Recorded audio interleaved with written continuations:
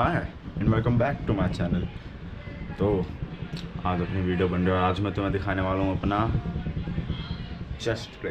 तो मैंने अपनी स्प्लिट और कुछ एक्सरसाइजेस चेंज कर दी हैं। तो अब जो लोग फिटनेस कंटेंट देखते हैं वो गारंटेड साकेत को जानते होंगे और ये भी जानते होंगे कि साकेत कॉलैब करता रहता है। तो उसने कुछ टाइम पहले मिहिर नाम के बंदे के साथ कॉलैब किया था। अब मेरे को एग्जैक्टली याद नहीं है कब किया था। मैं वैसे पहले देखता था साकेत जब फिटनेस स्टार्ट करी तब भी। मैंने अब देखी थी वो वीडियो बहुत टाइम बाद, मैं तब देखी थी वो। तो उस समय से मिहिर ने एक बात कही थी जो मतलब मेरे दिमाग में एकदम गड़ गई कि अगर तुम ब्रो स्प्लिट फॉलो करते हो तो तुम एक मसल को एक बार ट्रेन करोगे हफ्तों में और तुम्हारे पास पूरे के पूरे फिर 6 दिन होंगे उसे रिकवर करने के लिए। और मतलब मैं एक दिन में इतना तो ट्रेन कर ही सकता हूँ कि मतलब वो ढंग से ही टूट जाए।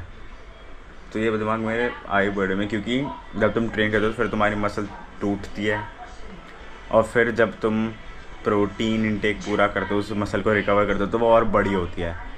That's how muscle building works. तो ये बात मेरे दिमाग में गड़ गई, क्योंकि मैं जब भी ट्राइसेप या बाइसेप करता था ना गारंटेड वो कम से कम 2 दिन तक रहता था, तब तक वो दोबारा आ जाता था दिन।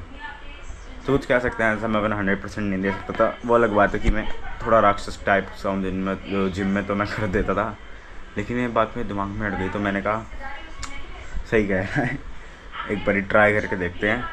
वो चेंज करके स्प्लिट को और मैंने बाल कटवा दिए हैं। और तुम्हें कुछ लोग दिख रहे होंगे मेरे मुंह पे, यहाँ यहाँ ये चोकोस खा लिए थे मैंने तो आगे महाशय।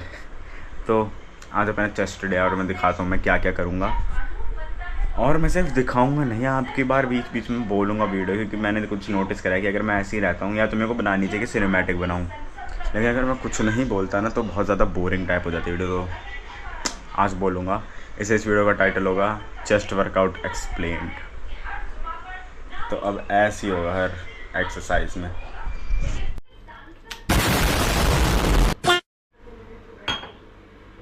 और वर्कआउट एक्सप्लेन का मतलब ऐसा कुछ नहीं है कि मतलब जो एक्सरसाइज कर रहा हूँ उसके बारे में बताऊँगा, सब बताऊँगा कि कितने सेट कितनी एक्सरसाइज किस मसल के लिए क्यों कर रहा हूँ। और ये थोड़ा अपन कह सकते हैं देसी कह दो, 4 रुपये में आइस अमेरिकानो बनी हुई है।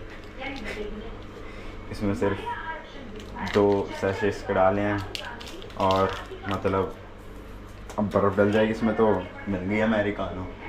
और एकदम से बहुत गर्मी आई है तो आइस्ड पीना भी ज़रूरी ही है अब तो। वो भी ये पता, जबकि पानी मैंने कम से कम आधा पौना घंटा हो गया फ्रिज में रखा हुआ था तब भी बर्फ़ डालनी पड़ेगी। नहीं ऐसा लग रहा है कोल्ड ड्रिंक को अब इसे कम से कम 2-3 मिनट छोड़ना पड़ेगा जिससे ये सब हट जाए। और ये देखो वाह,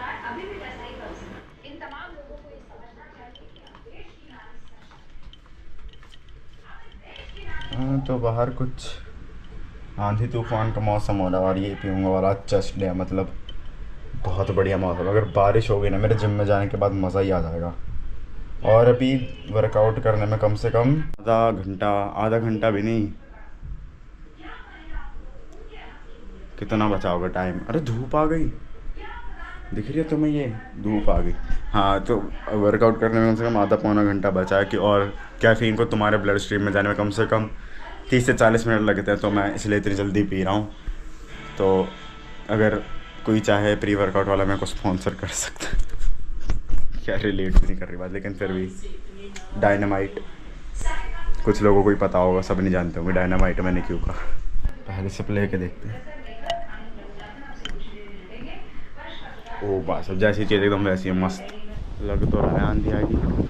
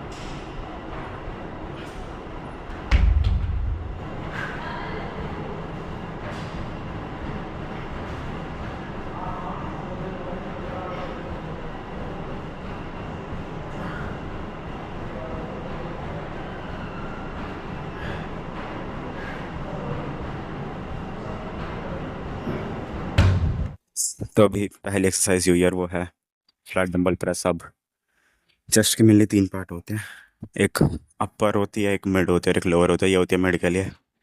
बहुत अच्छी एक्सरसाइज है, करते हुए फील आते इसलिए करता हूँ। और उसके टोटल 3 वर्किंग सेट करें। अब पहले 2 में तो सेटिस्फाइड हुआ ही नहीं, क्योंकि जितने रेप चाहिए थे उतने आए ही नहीं। पिछली बार की तरह बिल्कुल सेम आए हैं, मेरे को ज़्यादा चाहिए था, आए नहीं। 20 से हुए हैं, तो अब देखते अब इंक्लाइन करूँगा। मैं कंपाउंड सारे पहले करता हूँ और जो एक आइसोलेट होता है मूवमेंट वो बाद में करता हूँ। तो अब इसके इंक्लाइन के भी 3 सेट हैं, वो करता हूँ।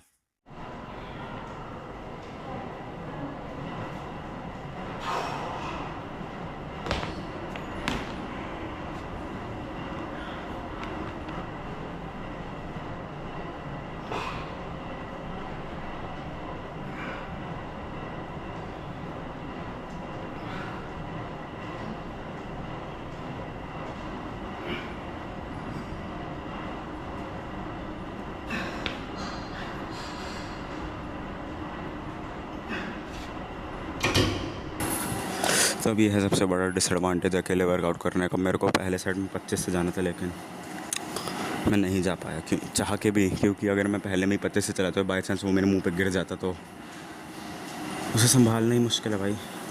मैं कुछ नहीं कर पाता, मेरा मुंह एकदम चपटा हो जाता। अब दूसरा सेट करते हैं इसका।